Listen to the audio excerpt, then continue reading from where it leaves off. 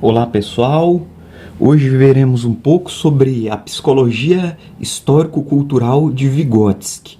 Então, embora algumas publicações de revistas, alguns artigos apareçam psicologia socio-interacionista de Vygotsky, é bom ressaltar que não existe esse termo. Na verdade, o que houve foi que quando o Vygotsky se tornou conhecido no Brasil, tentaram unir o seu trabalho com o do Piaget, né, que era socioconstrutivista. E aí falaram, o Vygotsky é socio-interacionista. Então, nas obras do Vygotsky não existe esse termo, socio-interacionista. Então, o que ele criou foi a psicologia histórico-cultural. Então, o Vygotsky tem as raízes do pensamento marxista, né, por ele mesmo mencionado, que ele segue, que é nas interações, é nas relações sociais, por meio do trabalho que o ser humano transforma a sua realidade, se transforma a si mesmo. Então, nesse cenário que o Vygotsky desenvolve a psicologia histórico-cultural. Ele era inicialmente ele começou fazendo medicina, um mês ou dois, depois direito e depois psicologia, da Rússia, da Bielorrússia, né? Então uma cidadezinha da Rússia, e morreu cedo, aos 37 anos, com tuberculose. Então, mas deixou um legado, uma obra bastante interessante e que é muito explorada nas bancas de concurso. Então ele foi o pioneiro no conceito das interações sociais. Para ele, o que diferencia, o que faz um aluno ser bom, ser melhor em uma determinada escola, seria o que? O nível de interações sociais que ele tem com os seus colegas, com os seus professores, funcionários, com a comunidade. Isso é um instrumento essencial para ele, seria essas interações sociais.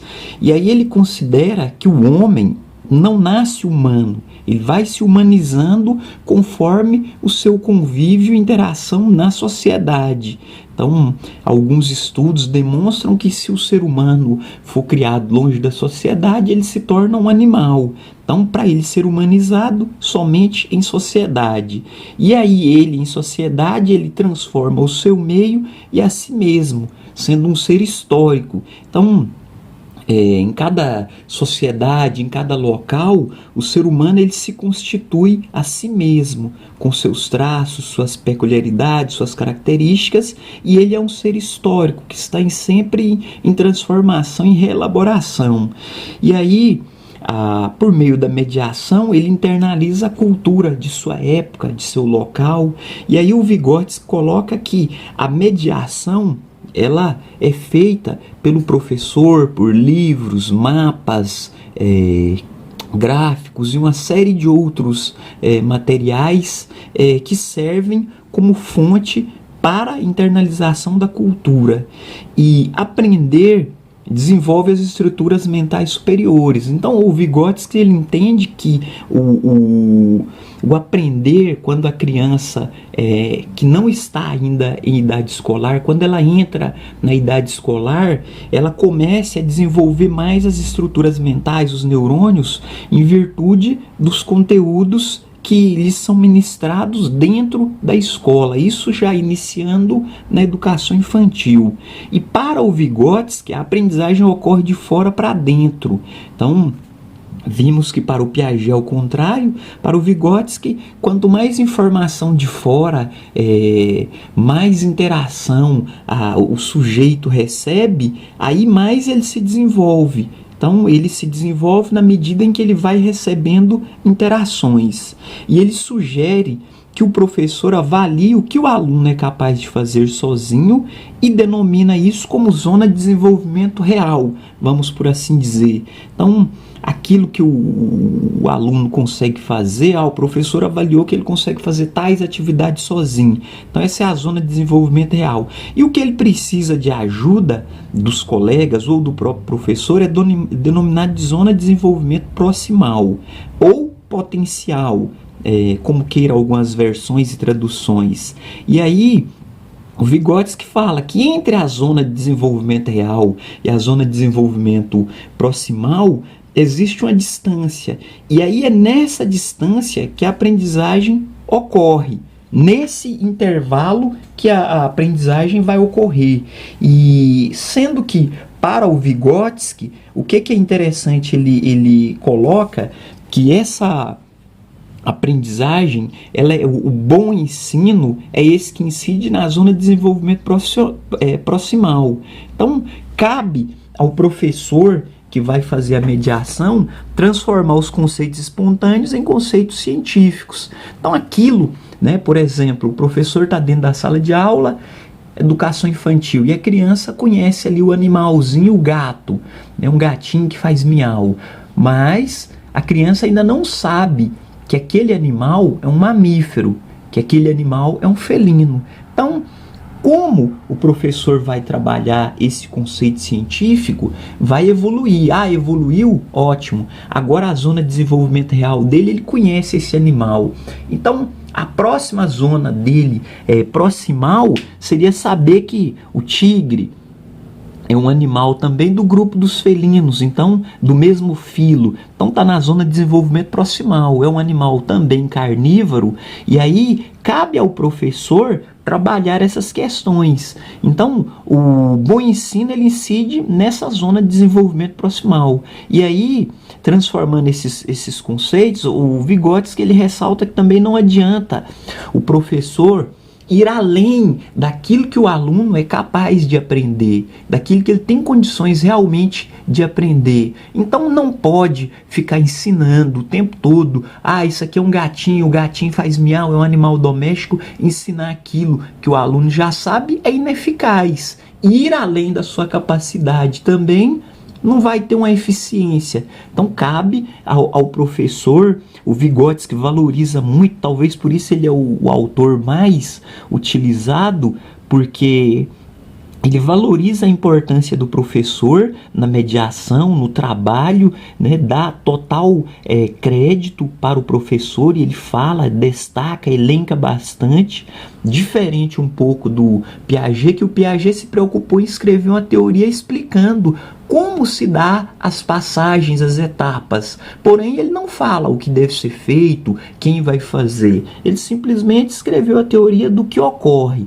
Já o Vygotsky, ele escreve a teoria do que ocorre segundo a psicologia histórico-cultural, e ele destaca quem é o profissional por excelência que vai fazer isso.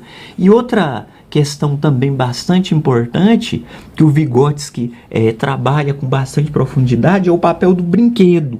Então, das brincadeiras, dos jogos, do faz de conta. Então, as brincadeiras para o aluno agir no mundo. Então, no brinquedo a criança se realiza. E aí o que é que o Vygotsky coloca? Então não basta, por exemplo, em casa o pai comprou uma bola e deu para o filho. Não, precisa haver mediação pedagógica. Se o pai comprou uma bola e deu para o filho está ali brincando, chutando, sem mais nem menos, né, fica meio sem sentido. A mediação pedagógica caberia ali ao professor de educação física ensinar, olha, existem vários esportes, futebol, voleibol, handebol, basquetebol e outros. Então, e aí desenvolver uma prática esportiva com regras, com normas, com objetivo, para que o aluno possa se desenvolver. Então, às vezes, em casa isso não acontece, até pode, raramente, em alguns casos, o pai levar o filho para um campinho, para uma quadra e praticar uma atividade esportiva com a bola, orientar, ensinar, e aí é um bom aprendizagem também, uma forma de mediação pedagógica. Então, quando ele fala do brinquedo, seria nesse sentido, que no brinquedo espontâneo, seja feito também um trabalho pedagógico, que esse brinquedo, a brincadeira, a criança possa aprender, que é o que ocorre bastante nos CIMEIs e creches, que a criança aprende brincando. E aí, quanto mais ricas as interações, maior e mais sofisticado será o desenvolvimento. Então, se a criança tem ali uma atividade, né, já está de bom tamanho, se tiver 2, melhor ainda, 3, mais ainda. Então, quanto mais e a variedade e a qualidade, melhor será.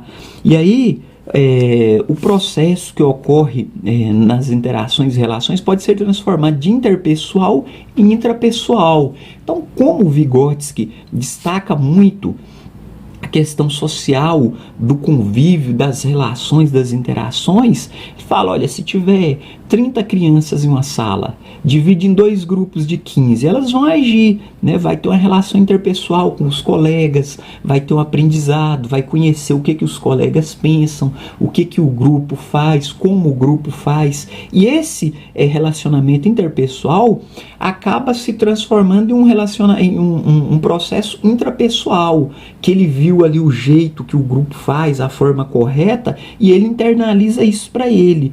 O Vygotsky, ele não divide em estágios, então na sua obra a divisão dele é criança em idade não escolar, que é a criança com os conhecimentos, vamos dizer ali, empíricos ali do dia a dia, e a criança em idade escolar, que já começa a obter os conhecimentos científicos, então de uma forma sistematizada e metódica, para que ele possa, né, reelaborar e ter uma aplicabilidade na sua vida prática, diária e em sociedade.